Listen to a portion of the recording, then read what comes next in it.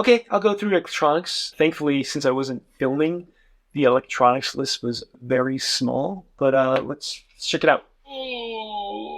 Okay, so anchoring the whole thing was this guy. This is a 20,000 milliamp Anchor battery pack.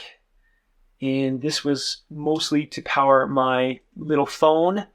I finished the route completely draining this battery pack, so it was not too big. It was almost perfect. If I had like 5,000 milliamps more, it would be even better, because then I could call someone when I finished the route instead of trying desperately to hitchhike while the sun was going down, but that's beside the point. So for my headlamp, I brought the Phoenix HM65R. I've had this for a couple years. I love this thing. It does all the things I want it to do. Most especially, it throws a very bright, shining light on what I'm trying to see. On a route like the Sangre de Cristo range traverse, there's a lot of technical, semi-technical terrain. If I make one misstep, I might be going down the face of a mountain for hundreds, if not 1,000 feet. So it's nice to have a lot of light. I don't want to use a smaller light than this, honestly. And with this, I brought four 18650 batteries like this guy. And again, that worked perfectly. I used all the batteries. I brought so many batteries because I was hiking so much in the dark. One, it's cooler for someone like me. Two, is just that was as long as my days were. I only slept maybe 4 or 5 hours each night. I think the first day was a 23-hour day just to get from Salida to Hayden Pass, which is about 28 miles, 27 miles. Happy to have so much battery power. So as you can see, I put a little bit of tape on one end of the battery, and that's how I was able to differentiate between batteries that are used and ones that are fresh. I initially put the tape on the positive side, and when I used the battery, I put the tape on the negative side. I put the tape on there just because I didn't want a fire to be starting in my electronics bag.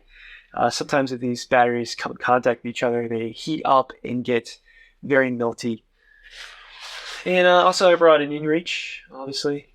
This was good for emergencies. I actually used this to track the route, so saving the GPX file I was using to send to the FKT folks, or just for my own amusement. The only modification I did with this was I took off the little quick link that comes with it just to save a few grams. The Gorilla has a nice top pocket in the knapsack top that I could put this in, and it had a really good view of the sky while also being protected. And of course, I didn't drop it, so that's nice. This is the original Mini. If somehow I have enough money to buy a new one, the Mini 2's out, and the biggest feature for me in it is the battery life is like double. I've been really happy with the inReach Mini, the service, the live tracking, all that stuff is really cool. So something I would suggest, especially for someone like me who always travels alone. This is pretty clutch. I don't think my loved ones would allow me to do the things I do without something like this. So of course I brought a phone, very usable piece of kit. I used it mostly for listening to music and podcasts. I usually need some sort of distraction in my head to allow myself to focus. Perhaps you're one of those people too. I did use the CalTopo app on my phone as well. I had the entire route loaded up with all my data on it, and I've been collecting for the past 4 years or so.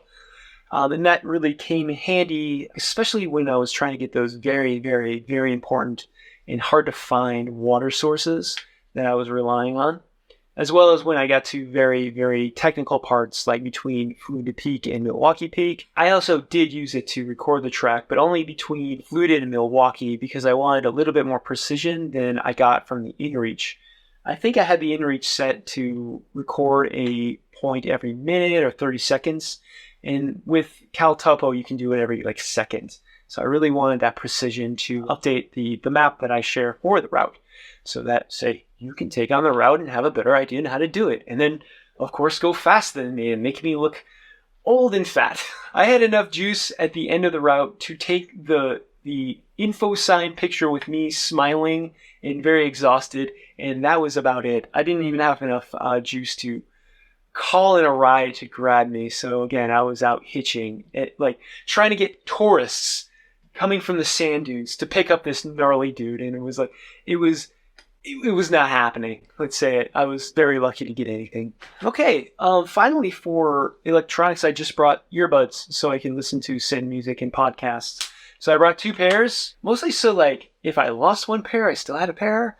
And I brought an extra case just so I didn't have to hit up my main battery pack. Because all these things is like a mini battery pack in of themselves, right? So a little bit over the top, but like again, like music's super, super important to me. When I did the trip in 2019, I totally forgot earphones, or I decided I didn't need them. And I was going crazy by like day 3. I was like, why did I do that? So I was like playing music from my phone and like being kind of that guy.